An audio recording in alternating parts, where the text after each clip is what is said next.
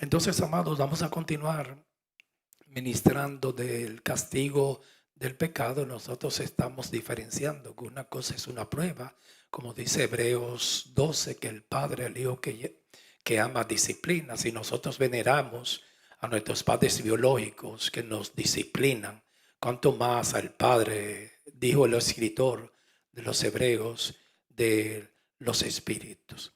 Entonces en Hebreos 13 diferenciamos que eso es un castigo. Cuando dice honroso es el matrimonio y lecho sin mancilla, pero los fornicarios lo juzgará Dios. Ya ese juicio no es prueba, la prueba es para formar la imagen de Cristo, para glorificar su nombre, para que llevemos fruto y nuestro fruto sobreabunde. Entonces, pero el castigo es otra cosa. Una blasfemia, una persona lo pueden castigar, una de desobediencia, pero las pruebas van adherentes al caminar del cristiano. Como el Señor me ha puesto en estos días mucho ministrar, que en ningún momento a los cristianos, en ninguna parte de la Biblia, dice que Dios lo exoneró de aflicciones y de problemas.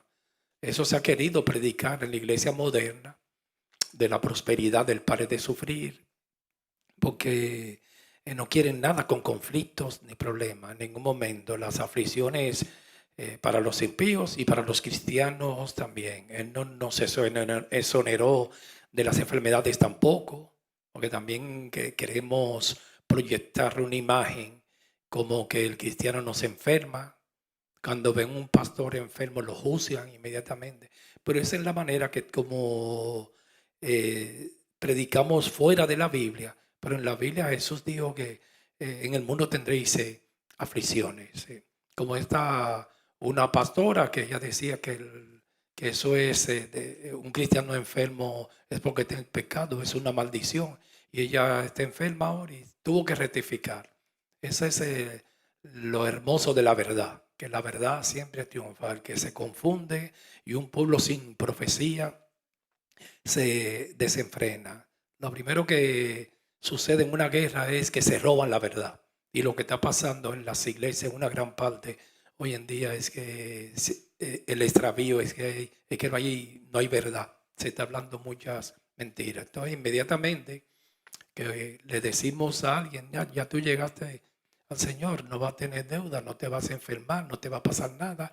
El cristiano está expuesto a todo, igual casi que los impíos, pero es diferente porque tenemos a Cristo. Ya lo que me viene a mí no es por casualidad, es causar. Él tiene un propósito. Ya estamos bajo la poderosa mano del Señor. Él nos da fortaleza y en los momentos de angustia que van a venir, ya tenemos donde acudir. Nos llena, nos capacita, nos aumenta la fe, pero sin Dios es bien difícil. No es lo mismo antes, cuando yo no tenía a Dios en mis aflicciones, que ahora, porque no sabía a quién acudir. Como dice esa alabanza que nosotros cantamos de Proverbios 18, Torre Fuerte, es el nombre del Señor. A él correrá el justo y será levantado. Es hermoso cuando un hombre se humilla a la presencia del Señor y le dice: Señor, yo no puedo más.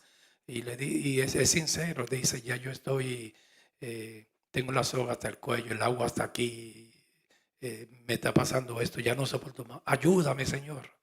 Y es hermoso uno acudir a esa torre fuerte y a él correrá el justo y será levantado. Pero siempre hablar la verdad. Nunca le diga a una gente: no, porque llegaste al Señor, ya tú estás exonerado de todos los problemas. Vivimos aquí en la tierra y somos hijos de la muerte, de enfermedades. Un día yo no voy a estar aquí, ni usted tampoco, porque Santiago dijo que la vida es un poquito de neblina y David dice que la vida es una sombra. Tú sabes lo que es una sombra, la vida del ser humano, y es completa vanidad. Porque, ¿por qué que viene a ser vanidad? Porque por más que tú tengas, vas a tener que dejarlo.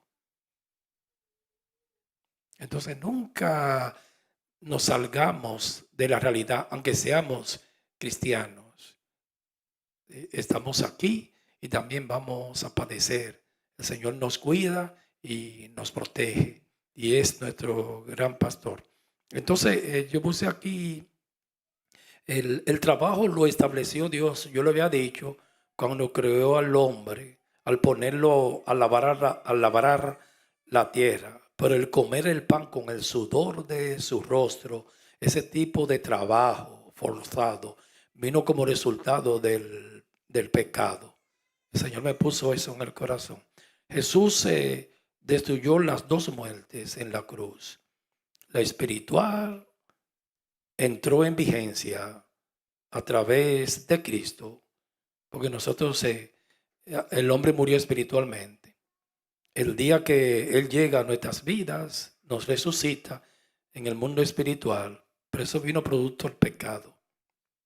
La muerte física fue destruida en la cruz, pero no ha entrado en vigencia. La muerte física y la espiritual entraron por el pecado de Adán. Fue destruida en la cruz, pero no ha entrado en vigencia. Por decreto fue destruida ya las dos muertes. Jesucristo, al resucitar al tercer día, destruyó ahí mismo el imperio de la muerte. Porque habían dos poderes en esa enseñanza hermosa de la iglesia que Satanás gobernaba, que era el pecado y la muerte. Y los dos, todo Dios lo terminó cuando Él dijo consumado es en la cruz. Y devolvió lo que se perdió, la justicia de la ley, la perfección. Eso no podía hacerlo un ángel, ni un arcángel, ni un querubín, ni un serafín. Solo Cristo, porque tenía que ser alguien igual a la justicia. Y era Cristo. Entonces esa muerte fue destruida, pero no ha entrado en vigencia. No ha sido quitada. La destruyeron, pero nos la dejaron. Imagínate si mire cómo están las guerras, que el hombre no se puede entender, porque el pecado nos hizo mucho daño. Lo difícil, yo observo que cuando uno debe de guardarse mucho de las amarguras, porque cuando tenemos un conflicto con alguien para reconciliarnos y para que el Señor sane ese corazón, qué difícil es. Por eso es el pecado que nos ha hecho tanto daño. A diferencia de los niños, inmediatamente se le va el enojo. Pero ahí nosotros, los adultos, es un monstruo que nos está tragando. Y es muy sutil porque nos hace sentir como que estamos bien.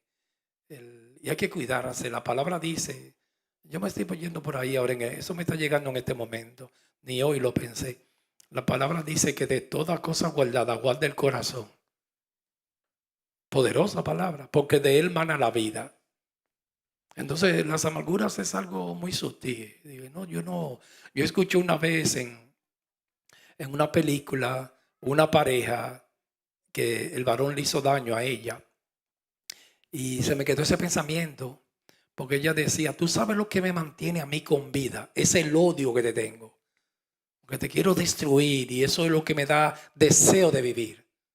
El odio y la rencilla es una amargura, hermanos, que eso no le va a dar vida a nadie.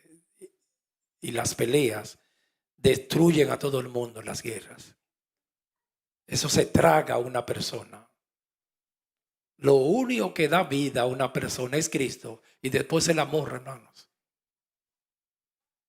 Porque yo no sé si a ti te ha pasado, cuando yo he tenido amargura, a mí se me va la paz. Ahora cuando yo me siento que identificado por eso el buen pastor es Cristo que da la vida por las ovejas. Cuando yo me siento que estoy amando a alguien, qué felicidad, hermanos. Y que me estoy preocupando por el otro, que no soy indiferente, que soy sensible. Cuando yo estoy en mi casa y estoy pensando en todos ustedes, eso me da una felicidad. Ahora si soy indiferente, ay, ¿qué me importa esa persona? Eso me da a mí, me traga, me acaba. Se va la paz. La Biblia dice que el mucho fuego no podrá apagar el amor, ni las muchas aguas. Esto es amor, amados. El primer mandamiento es amarás al Señor tu Dios con todo tu corazón, con toda tu mente y con todas tus fuerzas. Y el segundo, amarás al prójimo como a ti mismo. El que ha cumplido eso, cumple la ley y los profetas y todo. Y el cristiano en estos tiempos, esta guerra se va a ganar es con Cristo y el amor entre las parejas, con los niños, es en el amor. Mientras más uno ama, más saludable y más vida y más feliz.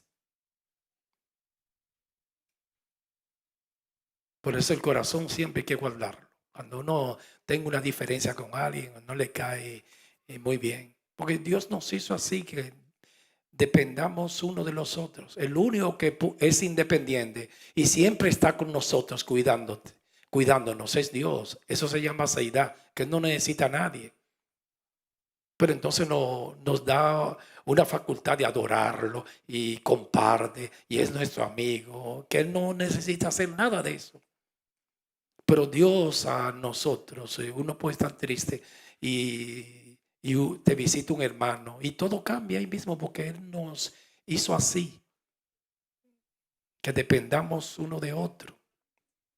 Yo recuerdo, a mí una vez me pasó algo en la universidad cuando yo estaba como en tercer semestre o segundo año, porque yo estudié en la República Dominicana, la carrera que estudié fue medicina. Mi mejor amigo, nosotros, había una dependencia el uno del otro. Nunca se me olvida ese muchacho. Voy a guardar el nombre, me recuerdo el nombre ahora mismo. Sí, me recuerdo. Entonces llegó yo desde que llegaba podía estar deprimido, de que lo veía él en la universidad, en, en, en el campo universitario, fuera del aula, me alegraba inmediatamente, porque ya tenía como una dependencia y él de mí. Todas las materias la cogíamos juntos, todas las materias. Éramos muy buenos amigos y mucha lealtad entre los dos. Él no se iba de un examen. Eso no se puede hacer un cristiano, pero por eso nosotros no éramos cristianos. Yo me fui, si él se sabía la materia, ¿cómo que se le llama eso? Chiri, ¿no es? ¿Cómo es? Fijarse del otro, un examen. Sí, yo le decía a veces, se sentaba detrás en el examen. Dije, lo tengo lleno. Yo no me iba hasta que yo sé que no es. Oye, qué lealtad, hasta que él no tenga su examen lleno. No se debe de hacer, pero uno hacía su trampita, usted sabe. Allá. Y lo mismo, si era él que estaba bien, él no se iba de ahí. Y un día él vino para Estados Unidos, en New Jersey, aquí que él estaba viviendo. Y yo me quedé como en segundo año de medicina. Y me cayó una depresión, porque lo necesitaba, me hacía falta. Entonces siempre me cuidaba de no tener tanta dependencia de algo. Es como en el noviazgo, los jóvenes, ahí deben de cuidarse. Porque eso es una guerra y uno de ellos puede prescindir y desencantarse y dejarte. Entonces uno tiene que estar preparado. El nene adolescente llora, no come, se deprime. Entonces uno debe de cuidarse. Y como en esas áreas me cuidaba bastante, sí, para no sufrir mucho por otra persona, porque eso es terrible, tener que llorar por otro. Pero que con ese amigo mío, las 2 primeras semanas, una depresión, yo iba a la universidad con una tristeza, como que se me murió alguien, bien triste porque me hacía falta. Y esa es la realidad de la vida. Hay personas que uno al que necesita es a Dios, pero llega un momento como la esposa, el esposo, hermano, yo no sé si a ti te ha pasado, porque nosotros tenemos que, a veces cristianos dicen, no, porque que yo tengo a Cristo y sí, tenemos a Cristo a todo, pero uno se entristece y te hace falta. Cuando mi esposa no está en casa, yo siento ese vacío, la necesito, me hace falta. Y cuando ella llega, yo me alegro. Y a veces, aunque no estemos juntos, yo sabe que ella está ahí. Porque Dios nos hizo así. Eso fue el Dios sabio. El Dios del cielo nos hizo así. Como los creyentes, los cristianos, eso es lo hermoso que Dios ha hecho en nosotros. Que eso no salió de mi corazón ni del tuyo. Eso fue del corazón de Dios. Y un pastor un día me dijo, mira, ustedes, sucede un problema. Él me dijo así, nunca se me olvide esa palabra, el comer juntos allá abajo. Eso fue Dios, hermano. Ahí uno se abre el corazón. No hay algo más hermoso que desahogarse. Y él me dijo, el problema de las iglesias cuando crecen, se olvidan de todos lo que Dios les puso cuando empezaron. Si un día ustedes crezcan, no dejen de comer juntos, él me dijo. Eso es lo que lo va a mantener así unidos, en el amor, alimentar el amor. Sigan con eso. Después del culto que nosotros por lo regular los domingos bajamos y comemos. Y también no hay algo más hermoso que una persona, con alguien prudente, que se desahogue.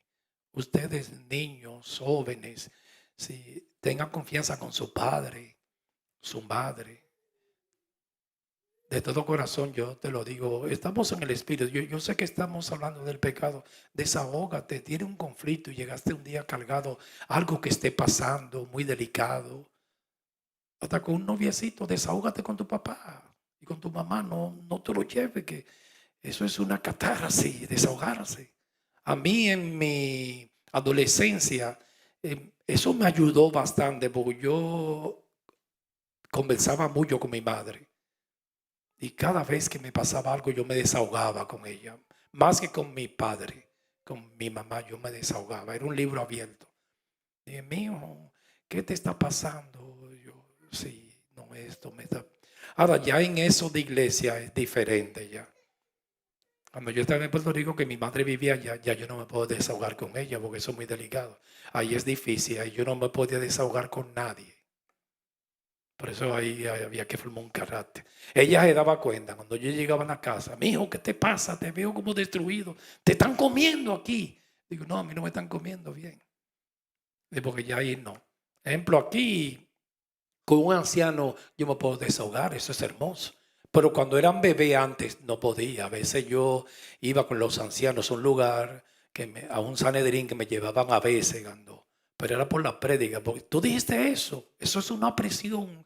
Eso de iglesia. Yo iba con los ancianos y yo salía destruido, pero yo no le decía nada a ellos porque eran muy bebé. Ahora no, ya después que alguien es maduro, eso no es pecado deshogarse con alguien prudente. Uno deshogarse. Los niños, los jóvenes, hoy en día se ha perdido esa relación. El niño americano se desahoga más con un extraño, una amiguita, que con el papá o con la mamá. Si es la hembrita que es el mozo, hablar con su madre. Mira, mami, me está pasando esto. Si tiene mucha deuda, sí. Estoy aquí hasta aquí de la deuda. Dígalos a su mamá. Los padres dan la vida por los hijos. Dan la vida y la madre, dígaselo, estoy así, así. A veces yo me doy cuenta, hay algo que en los jóvenes y como una frialdad y un miedo para hablar con el papá, con la mamá, como un orgullito. A mí no me gusta usar esa palabra, pero como una soberbia de decir, no, estoy destruido. Yo recuerdo a mi madre a veces cuando yo estaba, digo, mami, me estoy volviendo loco, estoy destruido. Mijo, dime qué te pasa. La primera vez que yo vine aquí, que me fui atrás a la semana, que no me adapto allá, mi esposa está allá, ella no quiere vivir en Dominicana, yo no sé qué hacer ahora, yo me estoy volviendo loco, mami, me estoy volviendo loco. Entonces uno diría, ¿por qué mi mami, qué es lo que me puede ayudar? Que sí, hermano, que ayude, que no te ayuda. Y ella no fue a la universidad. Mi madre lo que llegó fue a un quinto de la primaria. Y esos consejos son poderosos porque Dios le pone palabras a las madres. Mira, mi hijo, tú tienes que estar donde está tu esposa y tú te vas a acostumbrar, te vas a adaptar. Lo que pasa es que tú tienes un mundo en la cabeza y empezaba ella por ahí y me levantaba el ánimo. Yo voy a decir algo ahora que me llega en este mismo momento. Yo una vez vi una historia, una situación, un noviazgo, no, un matrimonio, porque se casaron. Entonces el primer novio de ella cayó preso, le echaron varios años en la cárcel. Entonces, en lo que él estaba preso, apareció ese muchacho y se casó con ella. Entonces ese muchacho vivía con esa incertidumbre siempre. Digo, oye, ¿querrá al primer novio o a mí? Esa duda lo estaba matando a él. Y él no se lo decía a ella, porque fue su primer novio. Ella lo quería, ese muchacho. Él cayó preso, le echaron como 5 o 6 años de condena. Entonces, cuando él salió, él fue a buscar a su novia otra vez, aunque estaba casada ya, pero fue a buscar a su mujer. Despierte, hermano, que esta historia se va a poner buena ahora. Sí. Y fue y la buscó. Y ella, cuando salió, el corazoncito como que, porque fue su primero y ella lo amaba. Entonces la mujer cayó en un estado este o aquel. Como dice eh, dos, dos hombres y un camino, ¿sí? Dos mujeres y un camino. Aquí eran dos hombres y un camino. Y el esposo de ella tenía celo y dijo, yo quiero a mi esposa, pero llegó el primero. Yo creo que esa es la realidad de la vida. Es una guerra. Yo creo que me la vas a quitar. Ella lo quiere más a él que a mí, porque fue el primero, decía él. Y el hombre estaba desesperado. Fue tan tal que ella empezó a ver al otro y hasta le pidió el divorcio a él. Eso destruyó al hombre. Déjame seguirte con la novela. ¿Y qué hizo el varón, el esposo? Lleva el hilo de la historia. Entonces fue donde la mamá, una señora sin mucho estudio ni preparación. Y la mamá le dijo, mira, mi hijo, tú no puedes vivir con esa incertidumbre. Resuelve ese problema right now. Dale el divorcio y ponle ella a escoger con cuál se queda, con Juan, con Lucas o con Juan Mejía. Pero ya, ahí tú vas a ver ya quién es que ama de verdad. Un consejo salomónico, hermanos. Porque a veces nosotros tenemos que coger el riesgo. ¿Sí? Y el hombre tomó el riesgo. Dijo, pues está bien, yo voy a firmar el divorcio, toma. Y cuando ese hombre se le paró a esa mujer, se puede escribir una novela, Luis, de eso, ¿verdad? Cuando se le paró a esa mujer, le dijo, mira, y ya tenían unos añitos de casado, está bien, toma el divorcio. Y lo firmó y se lo dio. Y ella firmó y él se fue devastado, llorando, porque era su esposa. Hermano, cuando esa mujer, fue en el primer novio que había salido de la cárcel, lo habían escarcelado, fue, y no pudo, hermano, amaba era el esposo. Y se lo dijo, dije, no, ya vamos a mi esposo. Y fue donde él, y ahí fue el consejo de la madre. Y volvió y se reconciliaron. Y después te sigo contando la historia. Y fueron felices. Pero, ¿de dónde vino ese consejo de la mamá? Porque, hermano, hay momentos que esas situaciones pasan en la vida diaria, que uno está en una incertidumbre, aparece el primero y usted dice, ¿a quién que quiere de los dos? Y ahí él salió de la duda completamente. Y ella fue y se lo confesó, y yo te amo a ti. Yo estaba confundida porque fue mi primer novio, por a ti que yo te amo, papi. Tú eres mi todo, tú eres el que me mueve todo lo...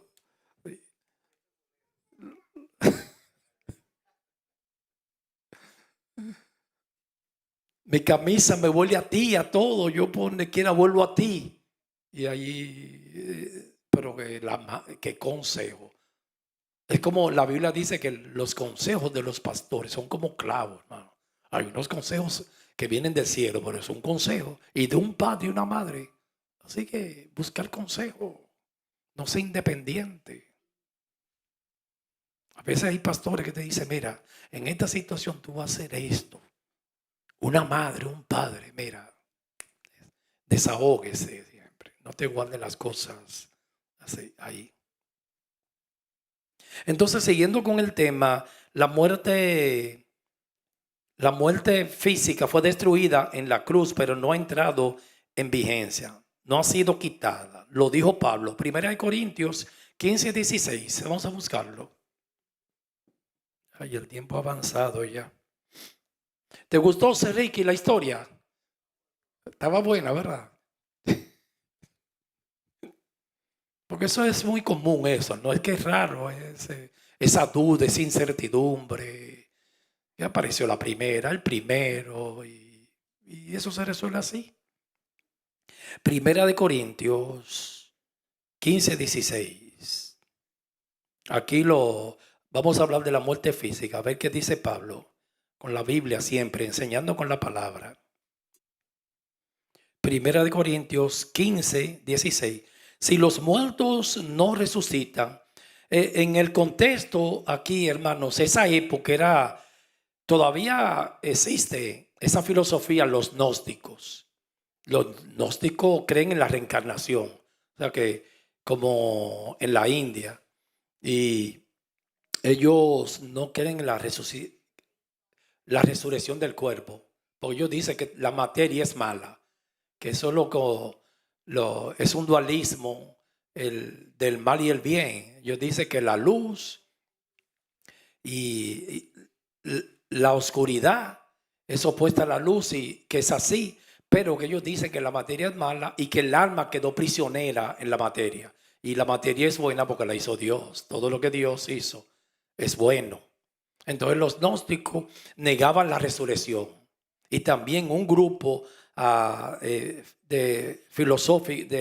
un grupo de las filosofías, otras filosofías, yo creo que el maniqueísmo negaban la resurrección de los muertos. Los saduceos también.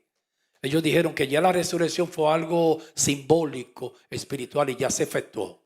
Entonces Pablo está en ese contexto, porque Pablo tuvo muchas luchas con los epicureístas, los estoicistas y el judaísmo en Gálatas también. Y empezando la iglesia, comenzó la guerra. Eran los filósofos de ese tiempo y Pablo tenía muchas disputas. Y aquí Pablo está en el contexto que estaban confundiendo a la iglesia, le estaban diciendo que la resurrección de los muertos, que no es, ya eso se efectuó, y que como que Cristo no resucitó. Entonces dice Pablo, si los muertos no resucitan, tampoco Cristo resucitó. Mire, ese es el contexto, ahí está claro. Y si Cristo no resucitó, vuestra fe es vana. Porque sí, ¿para qué entonces? Si nada más por este poquito de tiempo que es tan corto. Empezar a servirle a Dios por el que dure 60 años, 70, es un poquito eso neblina. Aún estáis en vuestros pecados. Porque por la resurrección de Cristo fue que se nos imputó la justicia. Entonces también los que murieron en Cristo, los cristianos, perecieron, se quedaron ya así. Que es el gran miedo de los gnósticos y los ateos. Si solamente para esta vida esperamos en Cristo, somos los más dignos de lástima de todos los hombres. O sea, si Cristo no resucitó y nosotros no vamos a resucitar, somos, dijo Pablo, los más dignos de la lástima. Esa es la esperanza gloriosa del cristiano. Que el cristiano va a resucitar y Cristo resucitó. Pero ahora Cristo ha resucitado de los muertos. Entonces, primicias de lo que murieron es hecho. Nadie en esa resurrección, el que destruyó el imperio de la muerte, resucitaron en el Antiguo Testamento y en el Nuevo. Muchas personas, Elías se resucitó, un joven, Eliseos también, pero pero volvieron a morir. Lázaro resucitó, pero volvieron a morir. Hasta el día de hoy, la única persona que destruyó el imperio de la muerte y que resucitó es Cristo. Por eso le llama la primicia. Cuando Cristo venga, todos los cristianos que han partido van a resucitar. Esa se llama la gran resurrección pero también impíos, lo va a resucitar a todos. Una sola resurrección, un solo día, no como dicen los dispensacionalistas. Pero hasta ahora Cristo es la primicia, no ha resucitado nadie más. Y los que han resucitado, un milagro que hizo Jesús, o que hicieron los apóstoles, o los profetas, volvieron a morir. Aquí una vez llegó un hermano Y me dijo, porque el problema es, hermano, en esos ambientes carismáticos, todo es lo que tú haces, que Dios te use, que tú tienes poderes. Se habla más de la persona y qué va a pasar contigo. Eso es Babel, con tu ministerio y Babilonia. Entonces todo es que te van a usar cuando llegue tu tiempo, cuando te aparten a tiempo completo, que quien ora más, quien predica más. Nada es vida, fruto, honestidad, pero todo ese. Y la iglesia la han dañado, la han contaminado con eso. Entonces él vino un día de mí aquí, delante de Dios estoy. Y me dijo, siervo, usted sabe que yo resucité un muerto. Y yo, wow, ¿qué? No, quítame, si tú resucitaste un muerto, voy a tener que quitarme de aquí y ponerte a ti. Porque hermano, quiere más de ahí. No, pues, lo resucité por ahí, por Filadelfia. Anda por ahí. Allá en mi barrio hubo un muchacho, pero que resucitó, él murió y resucitó. eh, Duró como 5 horas, porque antes, por eso vino la ley, que una persona lo velen, porque allá no se embalsaman ni se preparan el cadáver. Que lo velen como 24 horas porque resucitaban mucho, pero a veces podía ser un problema de epilepsia o la gota o algo. Y el muchacho tenía 4 horas ahí en el féretro y él resucitó y era un día de rey. Y él dijo, "¿Y mi juego, mis juguetes, dónde están?" Eso sí, hermano, y todo el mundo a correr. Pero hermano, los cristianos, usted me perdona, yo decirle a esos públicos, demasiado habladores ahí en la iglesia. ¿Cómo te va a veces dije que resucitó, digo muerto? Eso lo hiciera yo, hermanos. David no pudo resucitar a su niña, al niño de Besabel, primero del adulterio cuando murió. Él dijo, hizo luto, él dijo, se quitó el silicio y la ceniza. Digo, yo voy para allá, pero yo voy para allá, él no va a venir a mí ya. Porque eso vino producto del pecado. Entonces la iglesia hay que desintoxicarla de todo eso. De que mi ministerio, cuando me usen a mí, cuando llegue mi tiempo, hermanos. Un pastor un día tenía un discipulado y yo estaba ahí mirando. Yo digo, y ahí habían como 40 hombres, hermano. Entonces el hombre estaba rompiendo la cabeza. Digo, wow, con las parejas. Pregúntenle a mi esposa. Ella empezó a ir. Como 40 parejas ahí. Entonces el hombre se puso nervioso, ese pastor. Digo, ¿y dónde yo voy a buscarle puesto a tanta gente? Porque hay que buscarle un puesto. Porque después que usted se gradúa, una investidura, un discipulado, hay que ponerte, hay que nombrarte de algo, aunque sea de diácono. Entonces los que estaban ahí, ninguno quería ser diácono, eran pastores o ancianos de la iglesia. Entonces él dijo, hermano, yo tengo un problema y lo dijo en público. Y yo estoy preocupado porque ¿dónde yo lo voy a meter a todos ustedes? Pero ¿quién te ha dicho que la iglesia los discipulados son para poner gente a eso? Como en una sinagoga judía que dijeron, no, pero que las mujeres ahí no pueden predicar. Entonces la esposa del judío dijo, pero que también los hombres, nada más son 2 o 3 que predican, pues no pueden predicar todos. Las mujeres y los hombres están sentados todos ahí. Entonces el hombre, como esos ambientes, eso es lo que enseña. Ven a prepararte, a discipularte para el ministerio. Y para que tú seas anciano en la iglesia y reparten el cielo por pedazos, como que eso es de ellos. A la gente se le enseña, y yo estoy en contra de esos discipulados. Digo un día, porque ¿qué más discipulado que este? Las prédicas de 2 prédicas a la semana está bien ya. Eso es un discipulado. Y la vida diaria del líder, del anciano, del pastor, ya eso es discipulado. En su casa esté abierta, que usted lo puede llamar a cualquier hora. Eso es discipulado. Eso es discipular. Así fue que Cristo discipuló. Pero ellos dan prédica los domingos, dan prédica los miércoles y después de que un día para un discipulado y después hablarle a las parejas. Entonces todas esas personas que estaban ahí, dije, hermano, yo no sé dónde ponerlo porque nosotros tenemos como una iglesia hija, pero son como 40 que hay aquí. Pero ¿quién te ha dicho? Es usted que lo está mal enseñando a las gentes. Lo que hay que enseñarles, amar a Dios más nada y que viva bien, que sea serio, honesto, ya. Y que dé fruto, ya. Y si de esa iglesia van a poner a predicar 2 o 3, eso no me toca a mí, hermano. Porque que nadie puede tener nada si no le viene de arriba. Eso tiene que venir de arriba. Si va a poner uno anciano y a veces en una iglesia no es que todos los ancianos van a predicar. Dios empieza a darle ese don. Eso lo da Dios. Cada quien que ministre según lo que recibe del Señor. Sin el don, hermano, es imposible predicar. Yo se lo digo, mire, yo estoy aquí ahora mismo. Se me pone la mente en blanco si no tengo el don. Cuando yo estoy sentado ahí, a mí no me llega ni un pensamiento. Yo digo, ¿y qué yo voy a predicar? Desde que empiezo, me empiezan a llegar. Mire, como yo estoy ahora, usted me perdona, por favor, eso es pecado. Pero hermano, si usted me deja ahora mismo, como yo me siento ahora, yo te hablo hasta el martes aquí. Perdón, hasta... Como yo estoy ahora, la unción del Espíritu, yo te hablo hasta mañana. Pero tenemos que terminar ahorita a las 9. Yo ni he empezado el mensaje. Entonces, ¿ustedes qué soy yo? Si yo no tenía nada que decir ahorita. Entonces, esas cosas hay que dárselas a Dios. De los ancianos, déjelo a Él.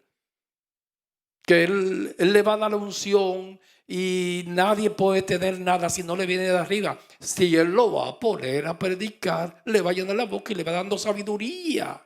Hay otros que son maestros. Todos los ancianos en una iglesia van a ver algunos que no tienen el don de pastor. El pastor, hermano, sufre por las ovejas. Y eso no aparece hoy en día. Lo que dijo Jeremías: y os daré pastores conforme a mi corazón, que apacienten conciencia e inteligencia. Aquí la mayoría de los ancianos tienen el don del pastor. Usted diría, ¿por qué es el don del pastor? Bueno, mire, un ejemplo, Manuel, eso es pastorear. Un hombre que sale de la casa un domingo por la mañana y venir a hacerle comida a los hermanos. Y un día antes prepararle la carne para que sus hermanitos coman. Eso es pastorear. Eso tiene un corazón de pastor. Un hermano que hay aquí también, que a la madrugada había una hermanita que todos los días llamaba de que un chinito que le estaba robando en la puerta. Yo no sé qué bendito chino era. Si en Filadelfia no hay chino. Y había un hermano que de aquí que a las 4 de la mañana iba para allá a arreglarle la puerta porque alguien se la estaba rompiendo para robarle. Al otro día llamó de nuevo, el chino volvió. Y el hermano fue, amados. Y yo tuve que pararlo. Dije, no, ya siervo, ya no. Está bien el uso, pero no el abuso. Dije, eso es pastorear. Eso hoy en día lo que hay es asalariados y discursero, pero pastor con el corazón. El pastor sufre por las ovejas. Entonces los ancianos en una iglesia no es que todos tienen el don de predicar ni de pastor. Hay ancianos que Dios lo puso, pero no tienen el don de pastor. El pastor cuida, siempre está velando, se la pasa orando por todos ellos. La casa está abierta para los hijos y siempre son hijos espirituales. Hay otros que tienen Dios reparte los dones como Él quiere para ministrar, otro para ayudar, pero otros van a predicar, otros maestros.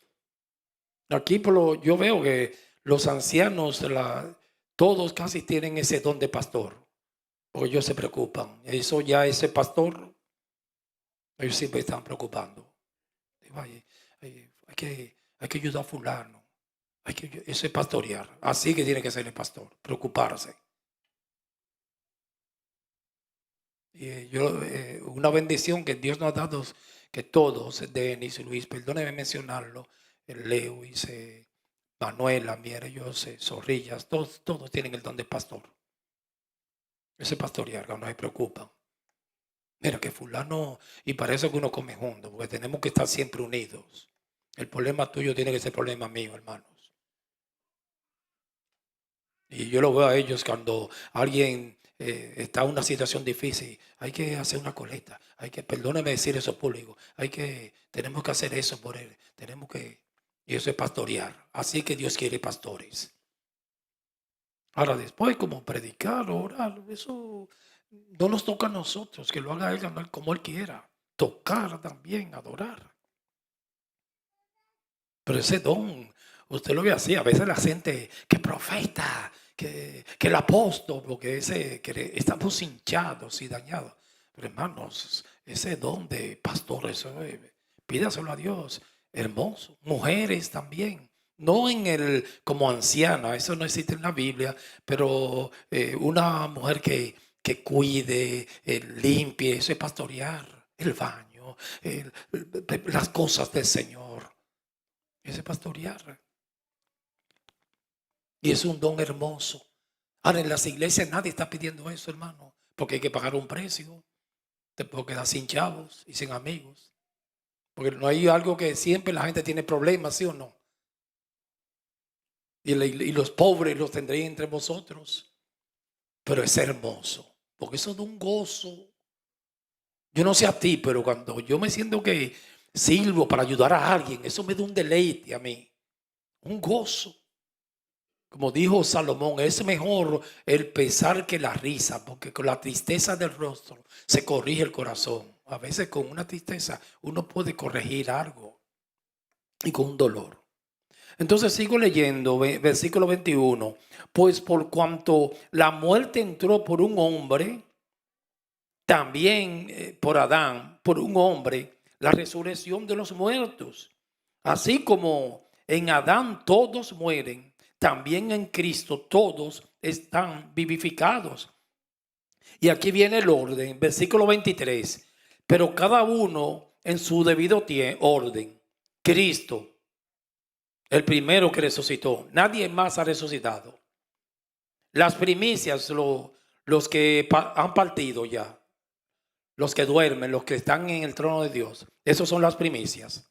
Eso van primero que el que esté vivo. Si viene hoy, Cristo, las primicias, los que han muerto en el Señor o han dormido, corrijo mejor, porque el cristiano no muere, sino que duerme. Pero va a estar bien despierto allá adorando a Dios.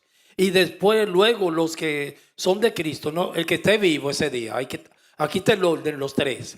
Cristo, las primicias y los que estén vivos ese día, cristianos que estén vivos en su venida.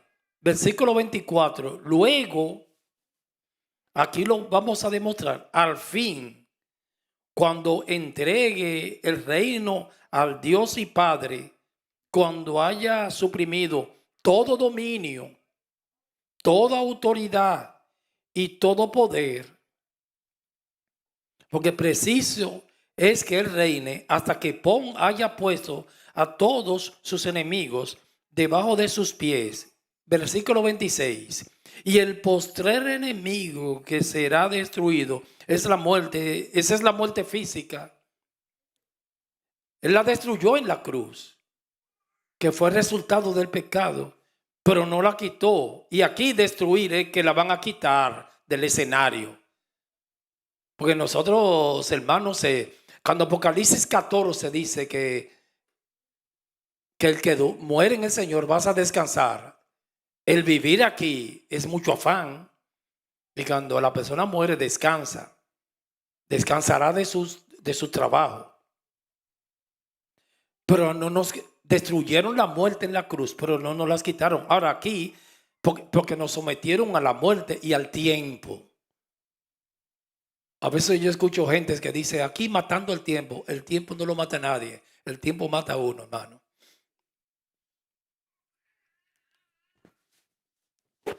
El tiempo, la muerte, nada de eso va a existir cuando Cristo venga. Entonces, en la cruz, por decreto, Él la quitó, pero no la eliminó, la dejó. Aquí dice Pablo que cuando Cristo venga, la vas a destruir, o sea, que la va a eliminar ya. Ahí entra en vigencia. No va a existir más la muerte.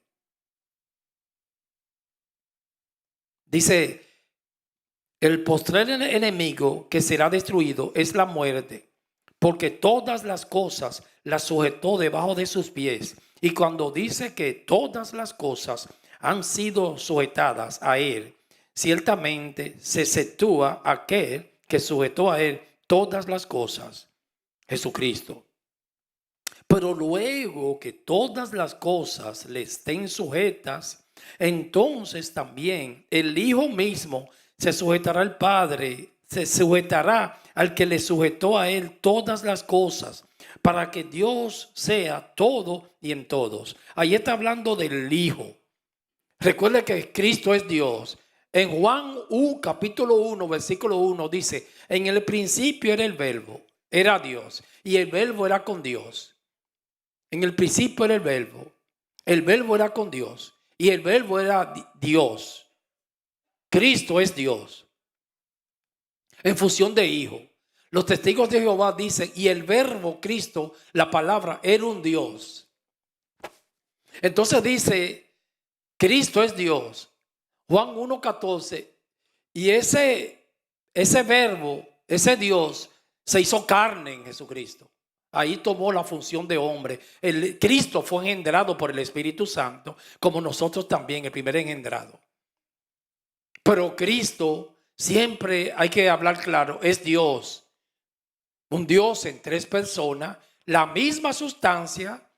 Cristo depende de Dios. El Espíritu Santo depende de Cristo y de Dios. Entonces aquí él es Dios, pero en función de Hijo se va a someter el Padre para que Él sea el todo y en todos. Entonces aquí dice que la muerte, lo dijo Pablo claro, que el postrer enemigo que será eliminado, destruido, es la muerte física, pero Él la dejó. Ahora, hermano, con el daño que nos hizo el pecado, si ahora mismo estas generaciones no le hubieran dejado ese monstruito, la muerte, ¿quién aguanta el hombre? Si así es soberbio y arrogante, imagínate sin la muerte. Nos dejaron eso ahí, y las enfermedades, y la vejez, y las aflicciones.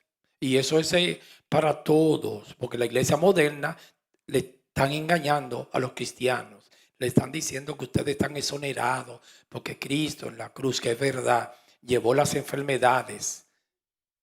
Él llevó nuestras enfermedades, pero nos vamos a enfermar y nos vamos a morir. Hay que hablar la verdad. Ahora, siempre uno en las enfermedades, yo apelo a Isaías, en el madero tú llevaste las enfermedades si tú quieres sanarme. Y Él lo hace a diario en nosotros. Lo que pasa es que es diferente. Es diferente una persona quebrantada de salud a un impío, un cristiano. Es muy diferente. Porque Dios nos da fortaleza, nos levanta, nos capacita y nos ayuda a llevar esa cruz. Pero vamos a llevar la cruz, hermanos.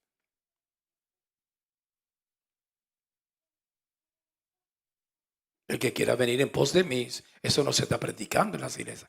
Lleve su cruz cada día y sígame. Va a haber día, va a tener un dolor en el cuerpo por el pecado, físicamente, que no va a poder ni levantarte y levantarme.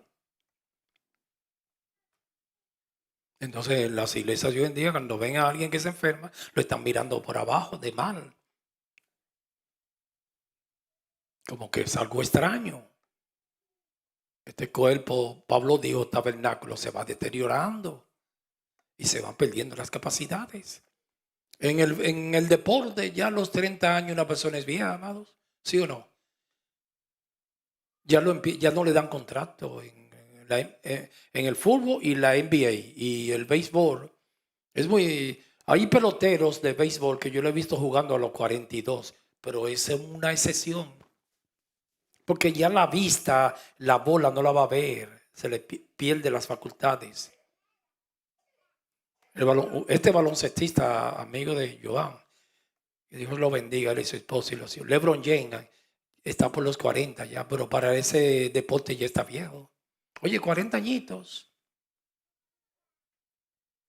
Y si se queda más ahí ahorita, es una vergüenza, porque ya no pierde las habilidades. Y lo que lo ponen a llevarle agua a los jugadores y echarle con la toalla. Cuando pitan un descanso, el manager, echarle agua, echarle fresco a los otros, debe de retirarse. A mí me gusta, como hizo Michael Jordan, que se retiró inmediatamente, de que vio que con los Washington, creo, era Ricky, ¿verdad? O Toronto, porque ese fue el equipo que él compró. Ese equipo es de él. Y Y desde que vio como que estaba perdiendo las facultades, se retiró porque se pierden. Y ya un deportista desde que tiene 31 años, hermano, 31 años, lo están mirando en los contratos. Dije, no, ya, oye, 30 añitos, un poquito de neblina a la vida. La única gente que no se retiran son los pastores. Siempre es difícil, y más y más. Yo no he visto personas. Usted sabe lo que yo le dije a mi esposa en estos días. Perdón, hermano, yo voy a terminar ya. Yo le dije a mi esposa, oye, pero yo veo, porque eso yo lo veo a diario. Todas esas personas que tienen canales en YouTube, que son independientes, periodistas, etcétera, etcétera. Ellos, amados, YouTube les da un salario, pero viven es de las ofrendas, de las ayudas de los seguidores. Ellos siempre le dicen, mándenme una ayuda si puede. Pero esa gente están mejores que los pastores si no son cristianos. Porque ellos dicen, no, yo lo que quiero es que tú te suscribas para el rating, la veraje y para el algoritmo. Pero si es dinero, no quiero depender de nadie para no vender mis ideas. Como tú te sientas, saben pedir mejor que nosotros. No tiene que dar, pero por favor suscríbete. Si no tiene para ayudar, aunque es $1, lo hacen mejor. En las iglesias no piden así, hermano. Eso es un asalto. Póngase el sobre aquí, como que la gente es tan estúpida y perdóneme esa palabra, como que somos zombies. Inmediatamente que a mí alguien me diga, ponte el sobre aquí. Yo no sé usted porque eso se ha normalizado, pero como me está ridiculizando, hermano. Yo meté mis chavitos en un sobre y ponérmelo ahí. Dije, ponte en el corazón, como que ese músculo, porque lata me va a santificar el sobre. Eso no lo santifica nadie, solo el Espíritu Santo. Me están cogiendo de torpe, como un idiota. Ponte el sobre aquí. Ok, vamos a orar ahora. En el nombre de Jesús, Señor, esta ofrenda, tráiganlo desde la casa. Así no se pide, hermanos. Eso es una vergüenza en la iglesia. Y primicia, diezmo y ofrenda. Pero todo eso es ofrenda y pro templo. Eso no se pide así. Hay que hacer en la iglesia, se piden las ofrendas y ya, 1 minuto. Por esa gente están mejores que los pastores, porque esa gente no le gusta pedir. Ellos dicen, si quiere ayudar al programa, pero no tienen que hacerlo. Lo que yo quiero es que te suscribas para tener un algoritmo en YouTube, pero no tienen que dar nada. Oye, qué serios. Los impíos, amados, que debemos de aprender de ellos. Santo, válgame Dios. What happened? Yo estoy contento, no es el celo de Jehová. Y siempre seamos así. Seamos así. El Señor sabe de qué cosas nosotros tenemos necesidad, amados. Oremos, Padre, en el nombre de Jesús. Muchas gracias porque tú nos ministras al corazón. Levanta una iglesia conforme a tu corazón. Padre, que no ande detrás de la lana, la leche y la carne de las ovejas, sino detrás de ti, y llevar las gentes, no a adorar la estatua, sino a adorarte a ti. Que como cantábamos hoy, Jesús mi fiel amigo, que te adoren a ti, que tú seas el centro y la brújula de cada creyente. No adorar a la iglesia ni el pastor, sino adorarte a ti solo, porque tú eres solo el único digno de adoración. Que te demos un sacrificio vivo, sacrificio de alabanza, de júbilo, que exaltan y bendicen tu nombre como un sacrificio a ti, cada adorador. En el nombre de Jesús, llévanos bien a nuestros hogares. La bendición del Padre, del Hijo y del Espíritu Santo esté con nosotros todos los días hasta que Cristo venga. Amén.